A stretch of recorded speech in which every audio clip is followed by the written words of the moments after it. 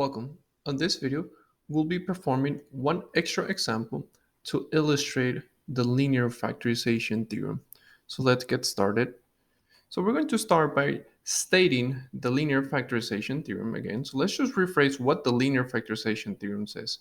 Well, this theorem says that for any function, let's call it f of x, of degree n,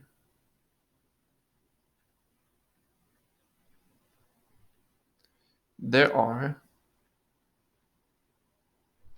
n linear factors.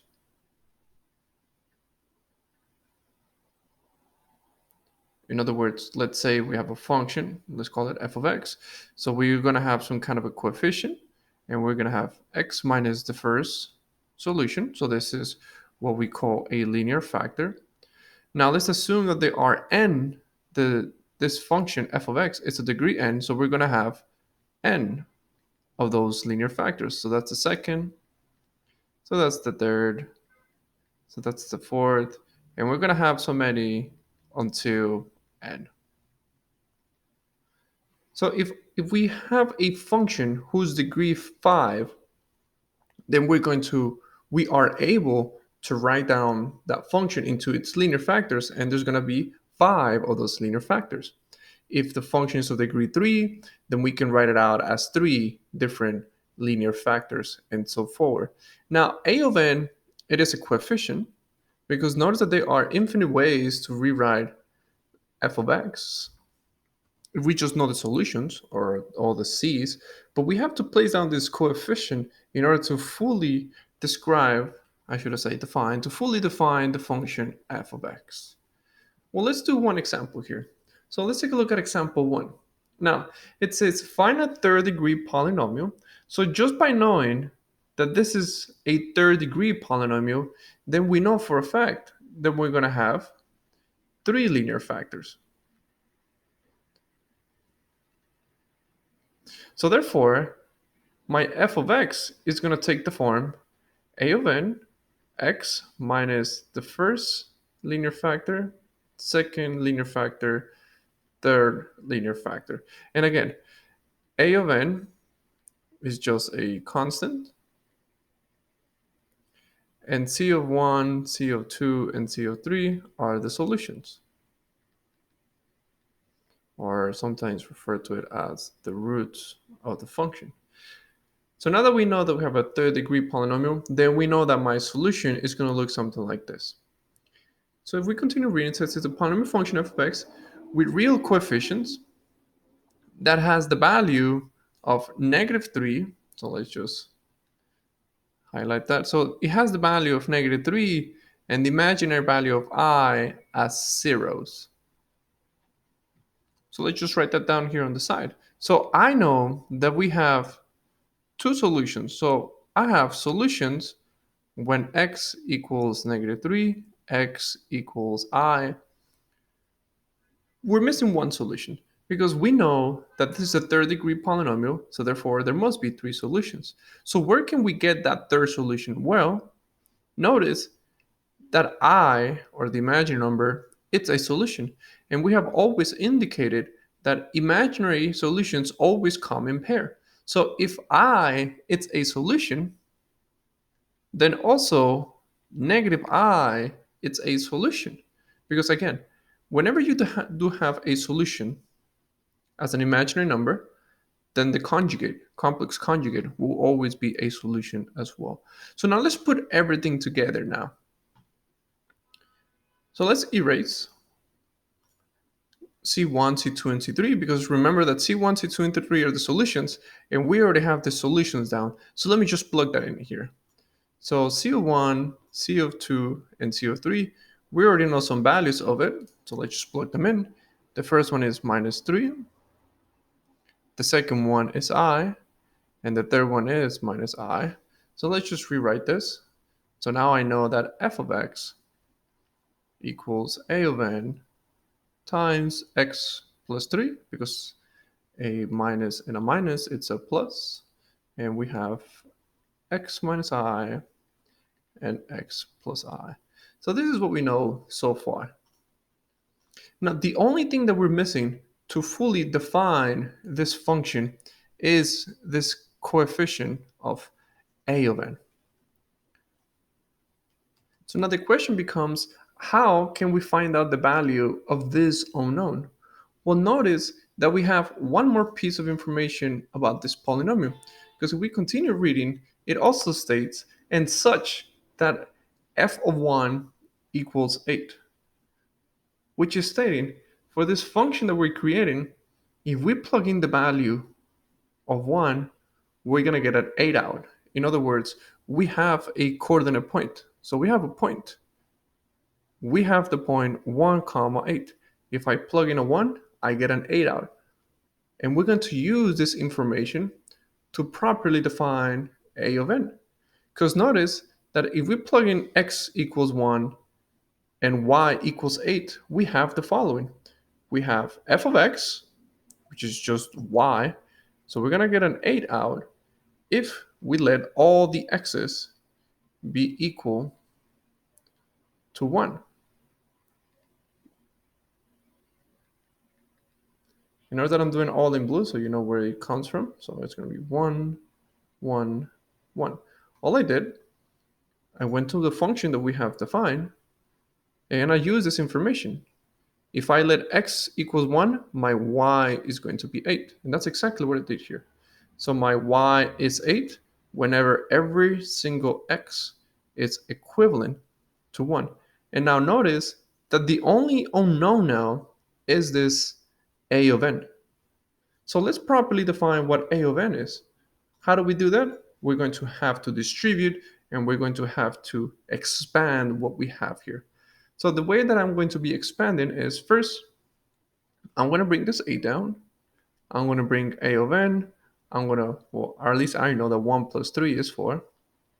And now I'm just going to multiply this 2. So if I multiply those two, I'm going to distribute.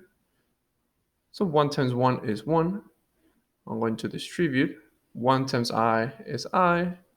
I'm going to distribute. Negative I times 1 is negative I. And if I distribute one more time, that becomes negative I squared. But notice that we have the expression I squared. And remember that I squared is always equivalent to negative 1. And in addition, notice this I cancels out with this I. So let's continue modifying this. So now we have 8 equals a of n of 4 times 1 minus negative 1. And if we continue with this, we're going to see that 8 is equal to a of n of 4 times 2. So now that becomes 8 equals a of n. 4 times 2, well, that's 8. And if we divide 8 to both sides, now we're going to get a final result that a of n is equal to 1. So therefore, my function f of x, it is the one that we have defined here, but now we fully know what the value of a of n is. A of n is equivalent to 1. So what we can do is we come back to here, and now a of n, we can just substitute it with the 1. And let me just make that into green so you know where it comes from. A of n is equal to 1, so therefore here I was just going to substitute a of n to equals to 1. So therefore this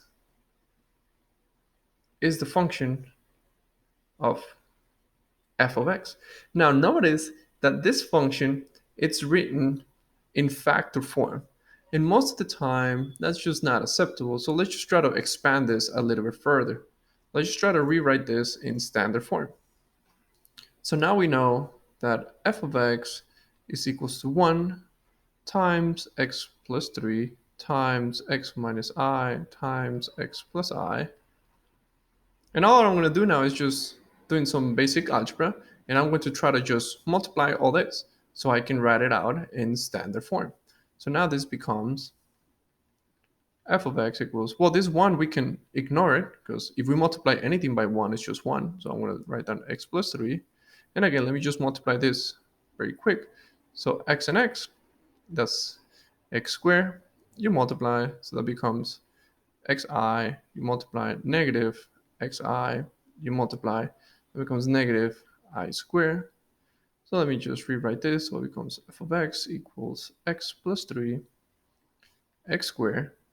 Xi minus xi, they're going to cancel out. Remember that I squared is equivalent to negative 1, so that becomes minus negative 1. So let's just continue rewriting this. So now it becomes f of x equals x plus 3 times x plus 1, x squared plus 1. And at this point, let's multiply this a little further. So now that becomes x to the third plus x plus 3x squared plus 3. And let's just rewrite all in standard form. So from highest to lowest exponent, so that becomes x to the third plus 3x to the second plus x plus 3. Now this is the same expression. I'm sorry, it's not an expression, it's an equation. This is the same equation that we initially created here. But the only difference is that this equation, it's in factor form.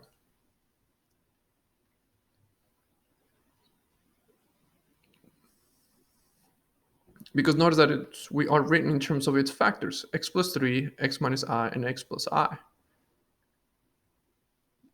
The way that we always want to write down our solutions are in standard form, unless specified.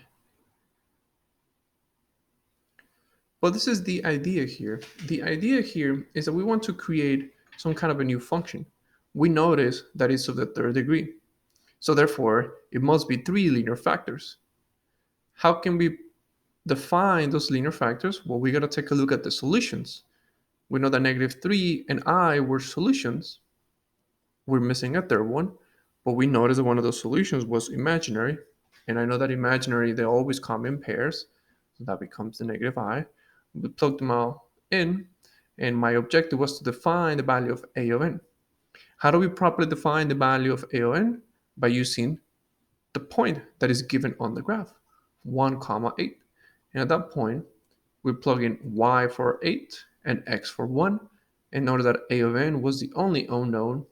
I properly define what A of n was, and I plug it back to my function here. And just for formality, this extra steps right here was just to write down the equation in standard form. So this concludes the extra example for the linear factorization theorem.